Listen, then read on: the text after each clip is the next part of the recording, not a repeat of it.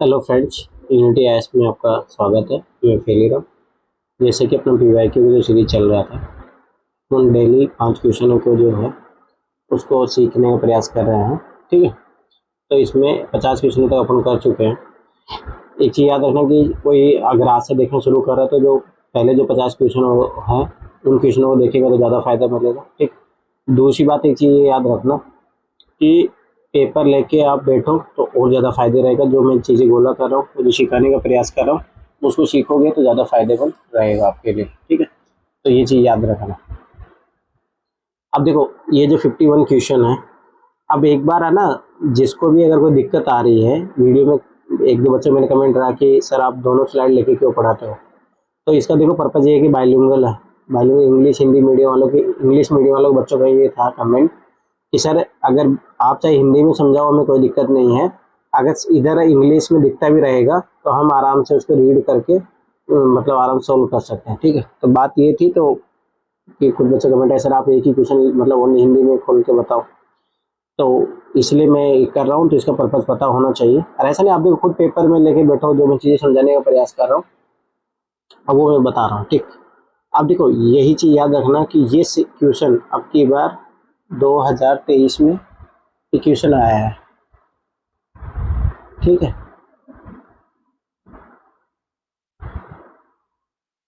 ठीक है, अब यही क्वेश्चन है ना यूपीएससी 2023 में आया, ध्यान से समझना।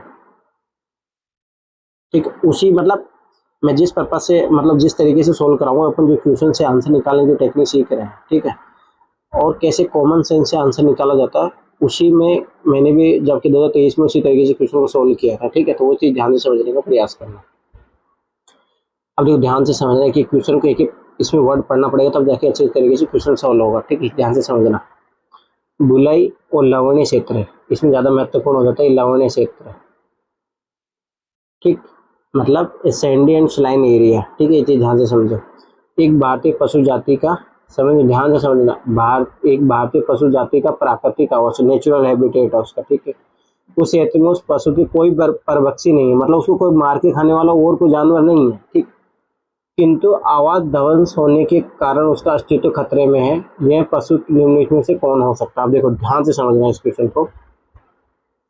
पहली बात अपने को ये दे दिया कि बुले हुए लवणीय क्षेत्र। ठीक है, इससे एक आइडिया अपने को प्रयोग हो गया अपने को कि ये मतलब कि जहाँ पे नमक वमक तैयार होता है, ठीक है, वहाँ की बात कर रहा है।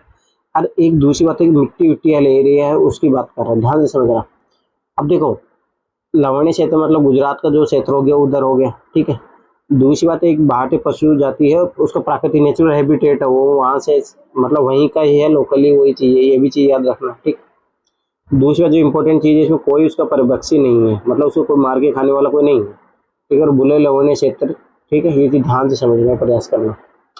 और उसका अस्तित्व खतरे में क्यों? क्योंकि उसका आवास को खत्म किया जा रहा है। ठीक है, ये जो हैबिटेट लॉस का जो है उसके कारण दिक्कत आ रही है। ठीक है,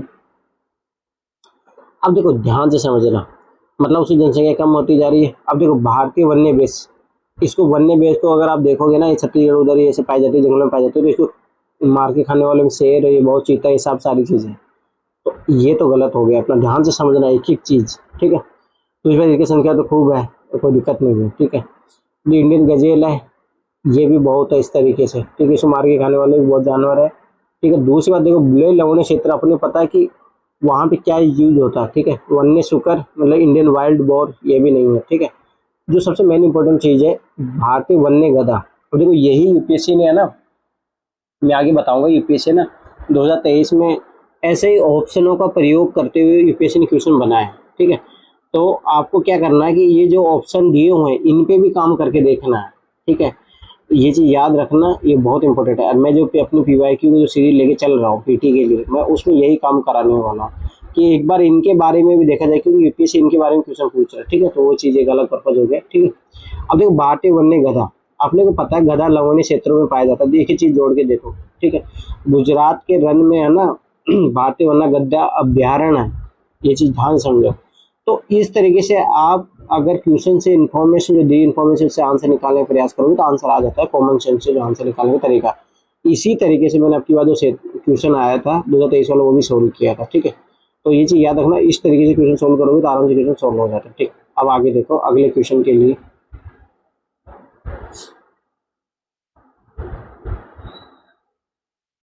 अब ध्यान से देखना इसको, इस क्वेश्चन में जो मैं टेक्निक सिखाऊंगा वो चीज़ ध्यान से समझने का प्रयास करना। अब देखो ये ला लीना और एल नीनो के बारे में, और ये मौसमी घटनाएं हमेशा होती रहती है, तो इस तरीके के क्वेश्चन यूपीएससी फिर से क्वेश्चन बना सकते हैं, चीज़ याद रखना, मतलब रिपीटेड टॉपिक है यूपीएससी का, ठीक है, चीज़ ध्यान रखना। अब जो पहली बात कौन सा कथन सही है वो पूछा है, ये चीज़ ध्यान से ऑब्जर्व करने वाली है। ये संदेह है, अब देखो डाउटेबल है, देखो एक एक वर्ड का ना यूपीएससी के क्वेश्चन में मतलब होता है, उसके पीछे एक लॉजिक रहता है, ये चीज़ लॉजिक पकड़े। अब देखो जैसे ऊपर वाले क्वेश्चन होते इतना इन्फॉर्मेशन देने के पीछे क्या कारण, तो डायरेक्ट नहीं पूछ सकता था, पर वो ये चाहता है कि आप क्वेश्चन से सेंस निकाल के भी क्वेश्चन को सोल्व किया जा सकता है। देखो आखिर में बता रहा हूँ, अभी जो यूपीएससी ट्रेंड है उसमें आखिर बता रहा हूँ 100 में से बता रहा हूँ 20-25 क्वेश्चन ही जिसमें हो सकते हो आप श्योर हो। आपकी बार वाले पेपर में तो ये भी खत्म कर दिया उन्होंने श्योरिटी वाला।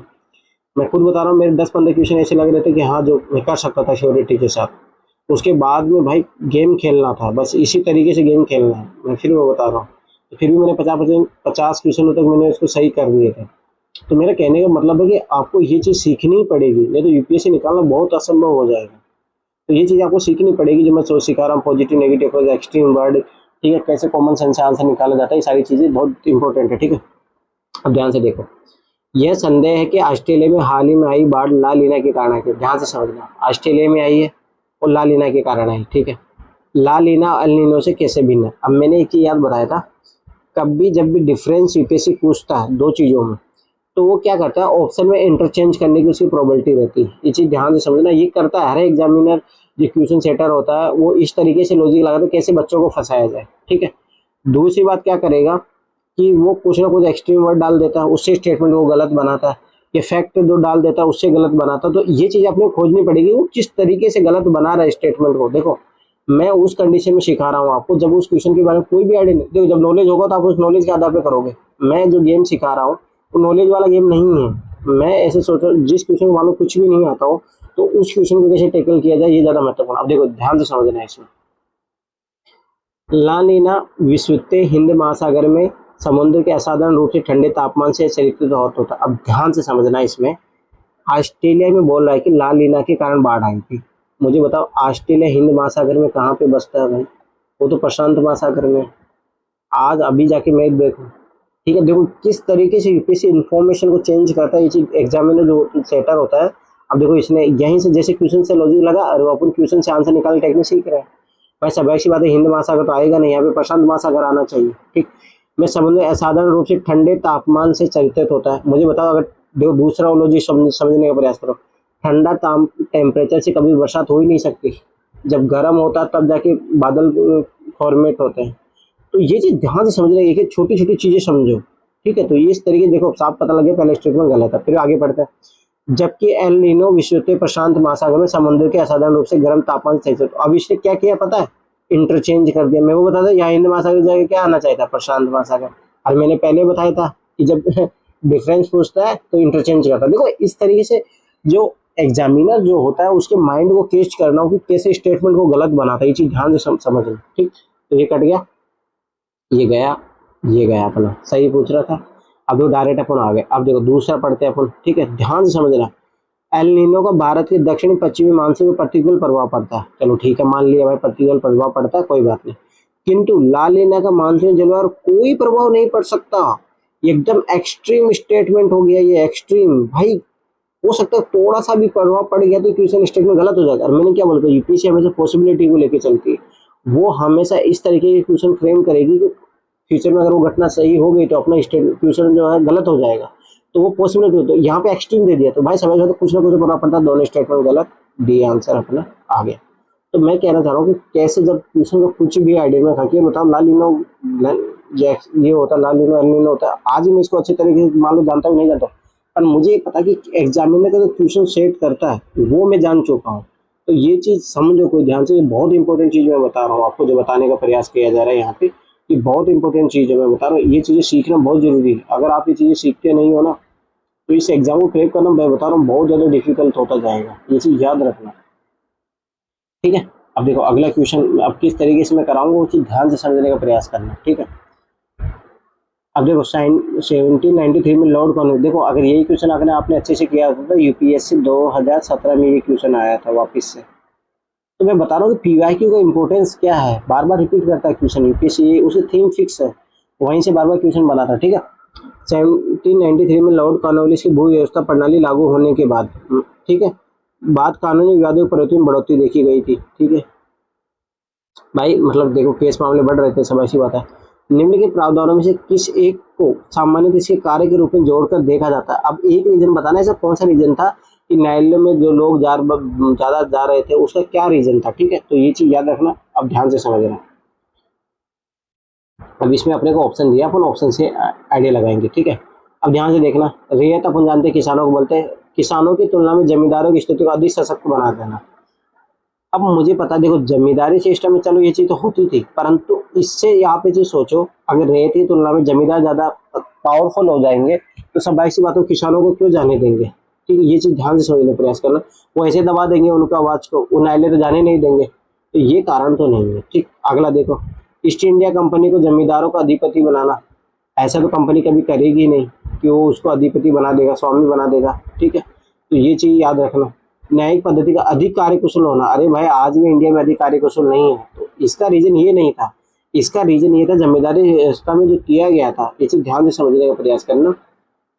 वो जमींदारी जो व्यवस्था में जो ये जो सिस्टम किया गया था कि जो 19 जो मतलब ये 19% एरिया में लागू था, भारत के बंगाल, ठीक है, बिहार, उड़ीसा, बनारस में लागू था, ठीक है।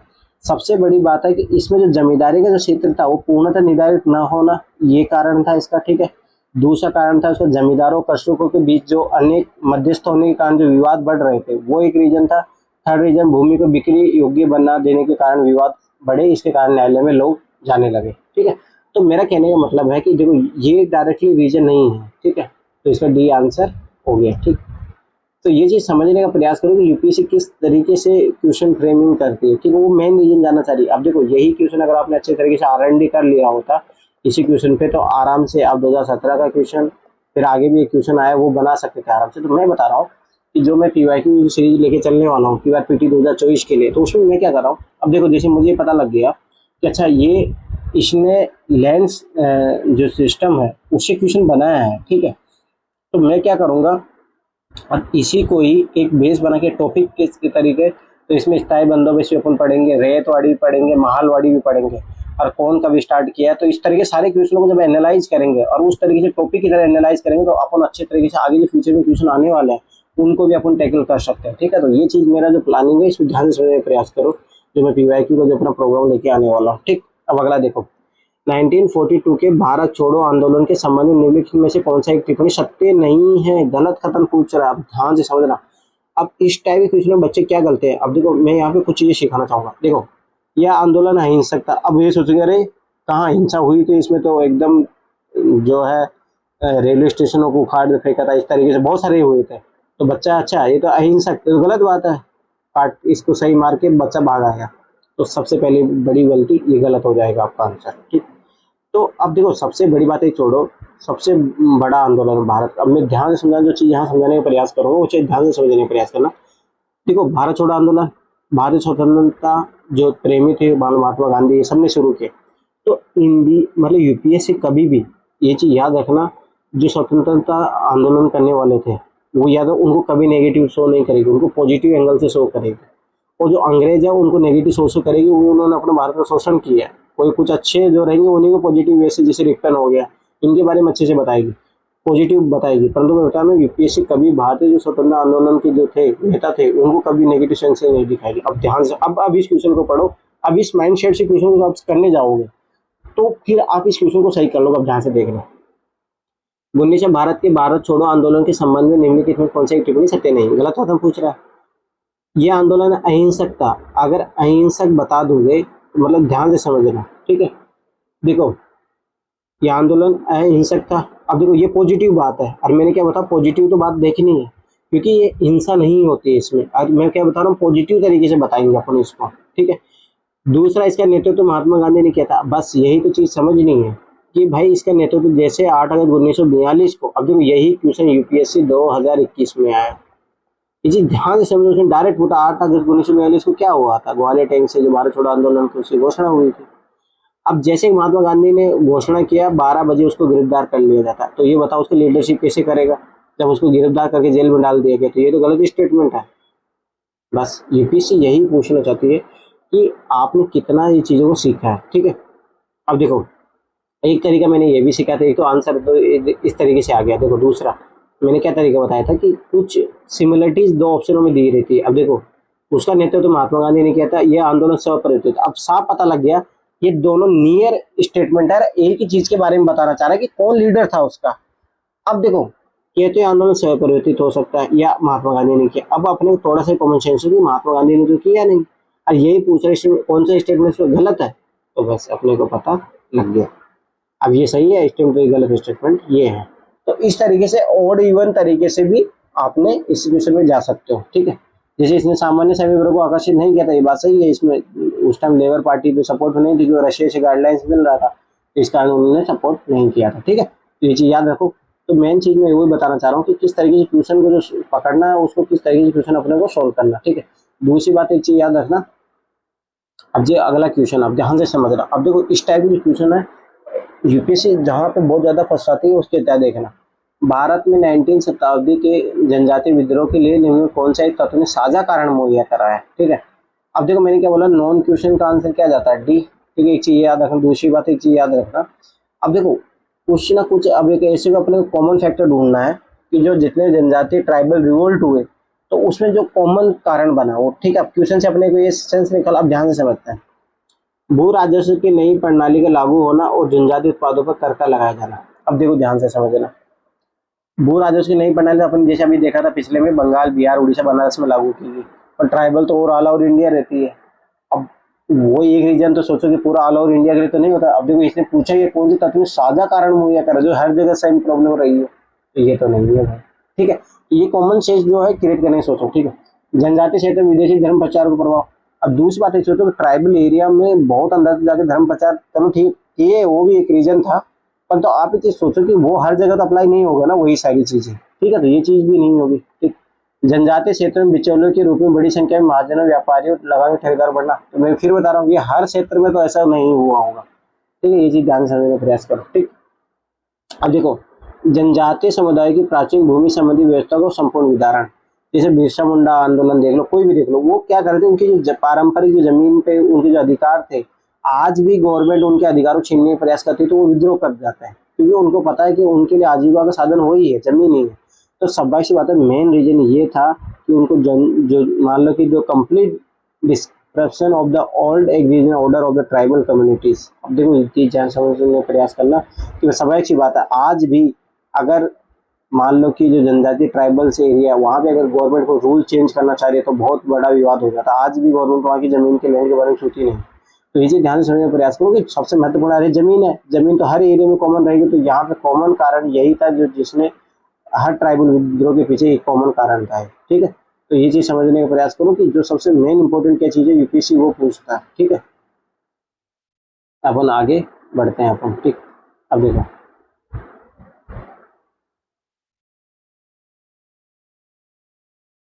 अब देखो ध्यान से समझने का प्रयास करना। जो देखो मैं समझाने का प्रयास कर रहा हूँ कि किस तरीके से यूपीएससी क्वेश्चन फ्रेम करती है, क्या है, ठीक है। वो चीज महत्वपूर्ण है समझने के लिए, आप ठीक है। अब इस टाइप के क्वेश्चनों में जो ये क्वेश्चन जो इन्फॉर्मेशन दी होती है ना, इसी के आधार पर आंसर आता है। मैं फिर बता दूं यूपीएससी इतने बड़े क्वेश्चन क्यों बनाते हैं, उसके पीछे कुछ लॉजिक होता है। ये चीज ध्यान से समझने का प्रयास करो, ठीक है। अब ध्यान से देखना, भारत में दक्षिण पूर्वी एशिया के साथ अपने, अब देखो इसमें वो बना लो, मैंने क्या बोला, जब इस टाइप के लोकेशन की बात होने लगे तो नॉर्थ, साउथ, ईस्ट, वेस्ट, ठीक। दूसरी बात, इंडिया का मैप बना लो, अलग इंडिया के मैप ये है, ठीक है। अपने पता है नॉर्थ में ज्यादा है, साउथ में है नहीं, इक्वेटर से गुजरते नहीं। अब देखो से देखना, भारत में दक्षिण पूर्वी एशिया, दक्षिण पूर्वी एशिया मतलब इस एरिया की बात कर रहा, ध्यान से समझने की चीज। दक्षिण पूर्वी एशिया के साथ अपने आरंभिक सांस्कृतिक संपर्क तथा व्यापारिक संबंध बंगाल की खाड़ी के पार बना रखता है। मान लो कि ये बंगाल की खाड़ी है, यहाँ से अपने संबंध बना के रखे थे, ठीक है। निम्नलिखित में कौन सा बंगाल की खाड़ी के इस उत्कृष्ट आरंभिक समुद्री इतिहास की सबसे विश्वसनीय व्याख्या हो सकती है। अब देखो सब सी बात है, जब व्यापार बना के रखा था तो व्यापार किससे करेंगे, समुद्र है, बंगाली खाड़ी बता रहा है, तो ट्रेड, ट्रेड अपन करेंगे नावों से। नाव के लिए सबसे ज्यादा महत्वपूर्ण क्या रहता है, दिशा सूचक का ज्ञान होना जरूरी है। बस ये कॉमन सेंस क्रिएट करो, आंसर आ जाएगा। अब देखो आगे, प्राचीन काल तथा मध्यकाल में भारत के पास दूसरों की तुलना में अति उत्तम पोत निर्माण तकनीक उपलब्ध है। अरे अति पोत आज भी नहीं है, अपन तो बाहर से विदेशों से ऑर्डर करते हैं। उस टाइम में होती तो सोचो क्या कर लेते। ठीक है, ये रीजन नहीं है। अगला देखो, इस उद्देश्य के लिए दक्षिण भारतीय शासकों ने व्यापारियों, ब्राह्मण, पुजारियों, बौद्ध भिक्षुओं को सदा संरक्षण दिया। ये देखो एक्सट्रीम वर्ड भाई, बहुत सारे ने तो काटा मारा भी, इस तरीके से भी काम किया। ठीक है, और ये अति उत्तम, ये एक्सट्रीम वर्ड है। ठीक है, आगे देखो। अब देखो ये चीज देखो किस तरीके से, देखो ये मेन चीज समझो ये दोनों गलत होगा। अब देखो, बंगाल की खाड़ी में चलने वाली, जब ये दोनों गलत हो गए तो ये भी गलत हो गए। बंगाल की खाड़ी, तो इस तरीके से भी आंसर आ गया। बंगाल की खाड़ी में चलने वाली मानसूनी हवाओं ने समुद्री यात्रा को सुगम बना दिया। मैंने क्वेश्चन पढ़ के क्या सेंस निकाला था, यही तो सेंस निकाला था। मैं समझ लो समुद्री दिशा और उनका ज्ञान होना चाहिए। तो ये हवा किस तरीके से लेके जाएगी, देखो इसलिए क्या होता है, जहाँ पे तटीय इलाका होता है तो रात को लोग जाते हैं। ठीक है, क्योंकि हवा ऐसे लेके जाती है दूर, तो ऑटोमेटिक कम दिक्कत होती है। और सुबह हवा ऐसे चलती है लहरों के साथ, तो सुबह वो लहरों के साथ आ जाता है। तो ये हवा का जो ज्ञान होना बहुत जरूरी है व्यापार के लिए। ठीक है, तो वही चीज होता है ना, कॉमन सेंस से किस तरीके से आंसर आता है, ये चीज ध्यान से समझने का प्रयास करो। अब देखो अगला क्वेश्चन करते हैं अपन। अब देखो ये ब्लूटूथ जो है वाईफाई वाला, ये देखो 3-4 बार ये क्वेश्चन रिपीट हुआ है। 2020 में डायरेक्ट क्वेश्चन आया है। ठीक, मैं कहने मतलब कि ये इस तरीके से यूपीएससी रिपीट करती है। अब देखो ब्लूटूथ है तो वाईफाई में क्या अंतर है, मैंने क्या बोला था, जब भी डिफरेंस कोई चीज़ों को पूछता है तो यूपीएससी इंटरचेंज करने की कोशिश करता है, एक्सट्रीम फैट देगा, डाटा देगा, उस तरीके से गलत करता है स्टेटमेंट को। अब ध्यान से समझना। अब देखो ब्लूटूथ 2.4 गीगाहर्ट्ज रेडियो आवर्ती पट्ट की प्रयुक्त करता है, जबकि वाईफाई 2.4 से। अब एक चीज याद रखना, अब मैंने एक चीज ये भी सिखाई थी, न्यू टेक्नोलॉजी ओल्ड टेक्नोलॉजी। ठीक है, अब याद रखना कि जो ओल्ड टेक्नोलॉजी की बेहतर तुलना में न्यू टेक्नोलॉजी अच्छी होगी। ठीक है, वो अच्छा तरीके से काम कर रही होगी, इसे याद रखना। ठीक, अब देखो इसमें कहाँ पे बात हो रही है, ऐसी बात कहाँ पे हो रही है, इसमें पहले में देखो ब्लूटूथ जो है 2.4 गीगाहर्ट्ज रेडियो आवर्ती पट्टी प्रयुक्त करता है, जबकि वाईफाई 2.5 से इतना करता है। तो सभी सी बात कर सकता है। दूसरी बात है पॉसिबल मैनर में, तो अपन जानते हैं कि जान सकता है पॉसिबिलिटी होता है, यूपीएससी का आंसर होता है वहाँ पे, क्योंकि यूपीएससी खुद ही जाता है पॉसिबल मैनर से जाता है। ठीक, अब ये चीज समझ में आ गई। अब इसका आंसर होने की प्रोबेबिलिटी ठीक है, परंतु फिर बता रहा हूँ जब तक चारों ऑप्शन को वेरीफाई नहीं कर लो तब तक आंसर नहीं मानना चाहिए। देखो एक्यूरेसी इसी से बढ़ेगी आपकी। ठीक, अब देखो अगला क्वेश्चन जो है, ये वाला क्वेश्चन जो ये स्टेटमेंट है, इसको उठा के यूपीएससी ने 2022 में क्वेश्चन बनाया। तो मेरा कहने मतलब यूपीएससी ऑप्शनों पे काम करो, ये बहुत इंपॉर्टेंट है। ठीक है, ठीक, अब देखो अगला, ब्लूटूथ केवल बेतार संचार स्थानीय, अब ये गलत एक्सट्रीम वर्ड आ गया। ठीक है, केवल बेतार स्थानीय क्षेत्रीय जाल WLAN का प्रयोग करता है, जबकि वाईफाई केवल बेतार विश्व जेल। तो बस यही मैंने बोला, इंटरनेट हो मतलब एक्सचेंज होने का ज़्यादा यहाँ पे प्रोबेबिलिटी है। दूसरा प्रोबेबिलिटी है कि ये देखो केवल एक्सट्रीम वर्ड जोड़ दिए तो इस तरीके से भी स्टेटमेंट गलत हो जाए। अगला देखो, जब ब्लूटूथ प्रौद्योगिकी प्रयोग कर रहे दो उपकरणों के बीच सूचना प्रेषित की जाती है, तब दोनों उपकरणों को दृष्टिगत स्तर पर प्रतिबंध आवश्यक है। जब इस तरीके से एकदम ऑर्डर टाइप से है रिकमेंड कर दिए, तो मतलब समझ रहे हो ये गलत हो जाएगा। किंतु जब कोई वाईफाई प्रौद्योगिकी प्रयोग में लाई जाती है तो उपकरणों को दृष्टिगत स्तर पर प्रतिबंध होना आवश्यक ही नहीं है। ये तो गलत बात है, ऐसा नहीं कि मैं 1 किलोमीटर लग दूंगा तब क्या होगा। ठीक, तो मेरा कहने में आता है जब वो स्टेटमेंट को बहुत ज्यादा बड़ा बनाने का प्रयास करता है तो ये देखने वाला वो गलत बनाने का प्रयास कर रहा है, जब भी इस तरीके को जोड़ता है वो। और दूसरी बात, दिस एंड दिस नॉट, ये याद रखने की ट्रिक होती है, दिस एंड दिस नॉट, इस टाइप का स्टेटमेंट कोई बने तो याद रखने लेना कि वो गलत है। ठीक, अब इसमें ऐसा ही बन रहा, आप इस स्टेटमेंट को पढ़ोगे देखो इसमें क्या बोला, होना आवश्यक है दिस। ठीक है, फिर इसको किंतु से जोड़ा, उसके बाद में दिस नोट आवश्यक नहीं है, तो मैंने क्या बोला स्टेटमेंट गलत होता है, ये गलत हो गया, ये अपना आंसर आ गया। अब देखो डी ऐसे कट जाएगा, ऑटोमेटिक आंसर आ गया। तो मेरा कहने मतलब कि इस तरीके से आप चीज़ों को समझने का प्रयास करोगे तो अच्छे तरीके से बिना जो जिस क्वेश्चन के आपके पास इन्फॉर्मेशन है उसको भी आप सॉल्व कर सकते हैं। ठीक है, अब देखो इस क्वेश्चन को नए फॉर्मेट में करेंगे 1 2 3 और नन ऑफ दी अब। ठीक, ध्यान समझने का प्रयास करना। अब मैं जो समझाने का प्रयास कर रहा हूँ ध्यान समझना।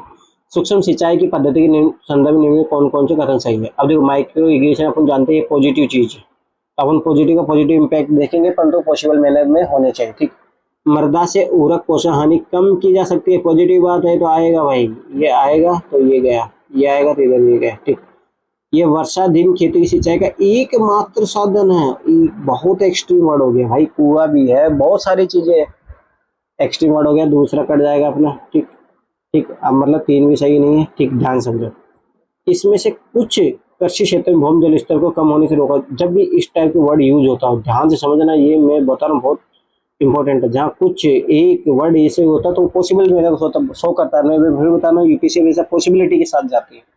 तो दूसरा देखो, इसमें कुछ कृषि क्षेत्र में भूमि जल स्तर को कम होने से, अभी पॉसिबल मैंने में बात कर रहा है, पॉजिटिव है, अच्छी बात है, वाटर कंजर्वेशन से बात कर रहा है, यह 2 ऑप्शन आंसर आ गया। नए पैटर्न से भी अपना आंसर आ गया, ओल्ड पैटर्न से भी अपने आंसर आ गए। तो इस तरीके से समझने का प्रयास करो कि यूपीएससी किस तरीके से गेम खेलती है। ठीक है, अब ध्यान से देखो, आगे आओ।